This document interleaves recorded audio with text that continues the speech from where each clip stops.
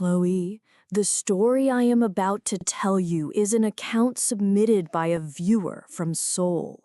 It is a bizarre record of a deceased woman who began appearing in dreams and the conflicted maternal love between the living and the dead. What was she trying to say after 24 years of silence? In the autumn of 1986, a woman named Jeong-a went to her brother's house to receive the ham, a traditional Korean wedding gift box for her niece, Hyeon-jeong. After a busy day preparing for her only niece's wedding, she was finally able to go to bed late at night. But that night, she had a terrifying and gruesome dream for the first time in her life. In the dream, a strange woman in sobak, traditional white mourning clothes, was staring at her with a chilling expression. Startled, Jeong-a woke up, thinking it was just because she was sleeping in an unfamiliar place. She tried to go back to sleep, but she had the exact same dream 3 times in a row. The woman in the dream was crying out, "I am wronged. I must go to my daughter Hyeon-jeong's wedding." The next day, Jeong-a told her family about the dream. It was then she learned the woman in her dream was her brother's former wife, the biological mother of her niece Hyeon-jeong, who had passed away 24 years ago.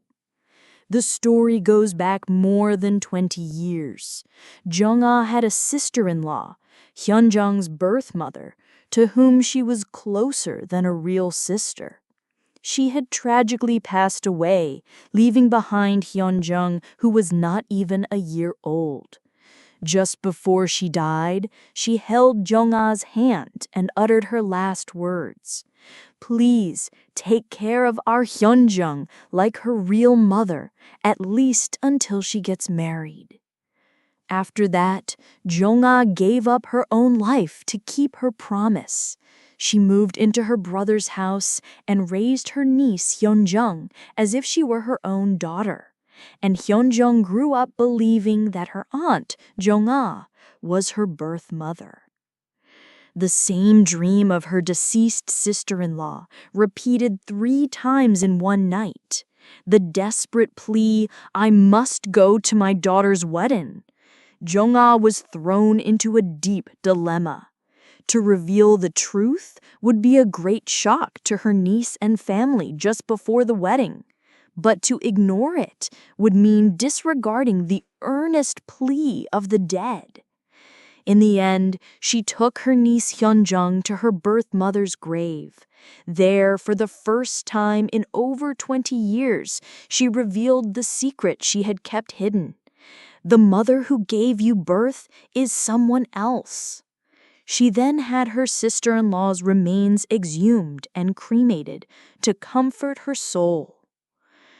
Hyeon-jeong, after learning the whole truth, unexpectedly shed tears and said, "It's strange, Auntie. I've never even seen her face, but my heart feels so warm. I think she must have really loved me very much." That night, the deceased sister-in-law appeared in Jeong-a's dream one last time. As if to say thank you, she handed her a jade bracelet, calling it a wedding gift for her niece, and then vanished with a bright smile. Jeong-a says that even after she woke from the dream, the jade bracelet was real, and it was in her hand. After that day, her deceased sister-in-law never appeared in her dreams again, and her niece Hyeon-jeong had a happy wedding.